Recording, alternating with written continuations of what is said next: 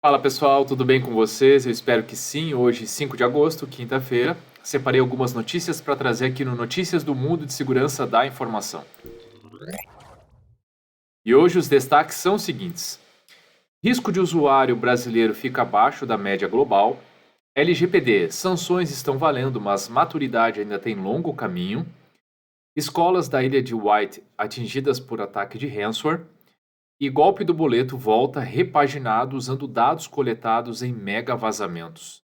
Eu começo com essa notícia que diz que o risco de usuário brasileiro fica abaixo da média global. A probabilidade de que um usuário doméstico se depare com uma ameaça cibernética cresceu em todo o mundo ano após ano. É uma das conclusões do último relatório de risco global para PCs da Avast. No Brasil, a probabilidade de um usuário doméstico encontrar qualquer tipo de malware para PC é de 26,92%.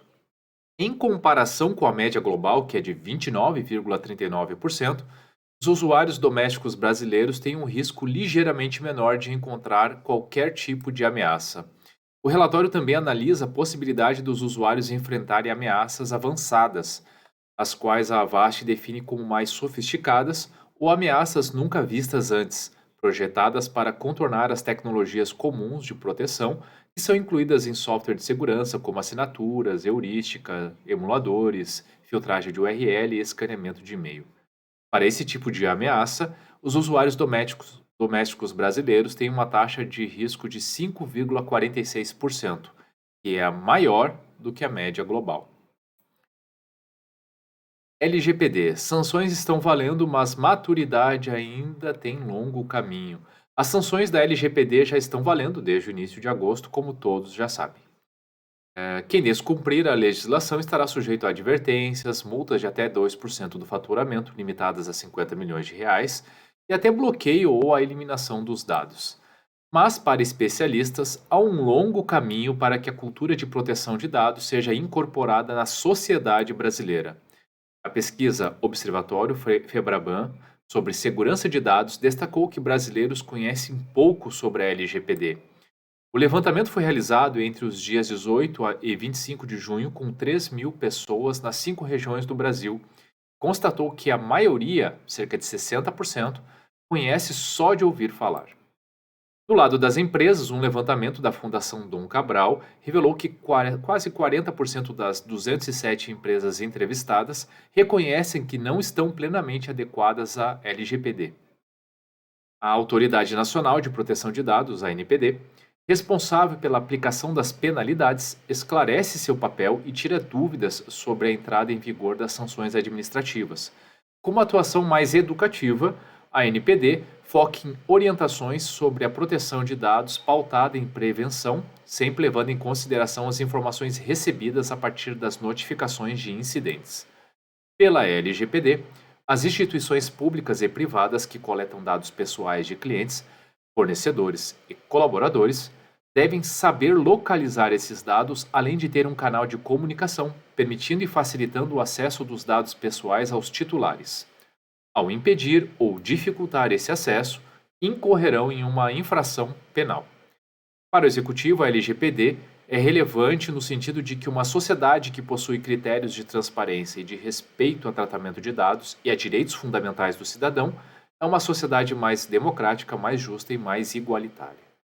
Ele defende a transformação do mundo a partir da perspectiva da privacidade e acredita que, mesmo com as mudanças futuras conforme o tempo for passando, a LGPD já traz inúmeros benefícios. E acho que aqui, pessoal, realmente não há uma grande novidade, porque se a lei ela existe há pouco tempo, agora que a gente vai começar a experimentar as sanções e tudo mais, existe uma curva de maturidade que vai levar tempo, né? Muitas empresas estão se deparando com esse tema de governança de dados de uma maneira muito recente. Então, até que se obtenha, né, uma qualidade nos processos, uma adequada governança, naturalmente isso demanda certo tempo. E olha essa notícia aqui: escolas da ilha de White atingidas por ataque de ransomware. 6 escolas foram atingidas por um ataque cibernético que está impedindo os funcionários de acessar seus sistemas. A Federação Educacional da Ilha de White diz que seus sistemas de TI foram comprometidos na semana passada por um ataque de ransomware que criptografou seus dados. A federação disse que estava trabalhando com a polícia e o conselho da ilha de White. Esperamos que a situação seja restabelecida. Mais um exemplo de ataque, né? Ninguém está livre ou completamente alheio a esse tipo de possibilidade. É importante a gente estar atento. E golpe de boleto volta repaginado usando os dados coletados em mega vazamentos. Um golpe antigo que afetou milhares de brasileiros voltou a ganhar força graças aos mega vazamentos de dados ocorridos recentemente. A Axur Segurança Cibernética afirma que criminosos voltaram a usar boletos falsos em golpes nos quais as vítimas são convencidas a pagá-los através do uso de informações que lhes são familiares. Segundo o relatório de vazamentos de dados publicado pela empresa, os primeiros meses de 2021 testemunharam um crescimento de 785% no vazamento de dados em relação ao mesmo período de 2020. O novo golpe do boleto se aproveita disso para oferecer a renegociação de supostas dívidas através de sites falsos criados de forma convincente. Os criminosos se aproveitam do fato de que muitas companhias que oferecem empréstimos possuem áreas dedicadas à emissão de segundas vias de boletos, que podem ser acessadas somente usando o CPF do cliente. Usando essas informações obtidas a partir de bancos de dados vazados, os criminosos criaram robôs que entram nas páginas legítimas, fazem testes e emitem boletos para as vítimas. O documento emitido dá aos criminosos uma nova camada de informações: endereços, nomes completos e o valor da dívida total ou das parcelas que os alvos precisam pagar.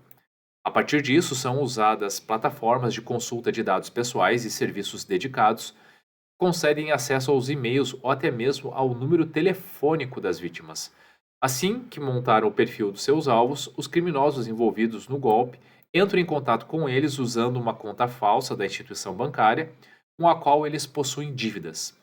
Usando a engenharia social, os falsários simulam uma suposta renegociação dos valores ou de um desconto promocional que tem validade limitada. Os golpistas usam as informações reunidas para vencer qualquer desconfiança das vítimas, que passam a confiar neles por ter dados como CPF e o valor das cobranças confirmados. Até mesmo os valores dos descontos são razoáveis para não gerar desconfiança. Assim que conquistam os alvos, os criminosos enviam um boleto falso que, ao ser pago, gera desconforto tanto para as vítimas quanto para as empresas que tiveram suas identidades imitadas.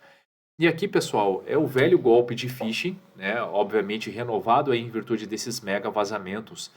E como a gente sempre vem falando, seja no Notícias ou em outras oportunidades, é muito importante que ah, as pessoas utilizem os canais oficiais das empresas. Não só para buscar as informações corretas, mas também para buscar negociar, se for o caso, né, dívidas ou qualquer tipo de situação.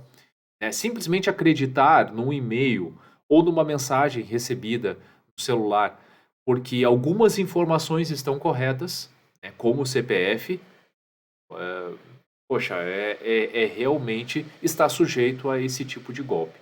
Como infelizmente grandes vazamentos de dados aconteceram, então muitas pessoas estão suscetíveis a esse tipo de golpe. É muito importante que valide com os canais corretos as informações antes de tomar qualquer ação, antes de acreditar. Verifique elementos como o endereço de e-mail também, o link, se o site está correto ou não, enfim, né, antes de sair clicando, antes de sair confiando, antes de sair pagando qualquer tipo de boleto.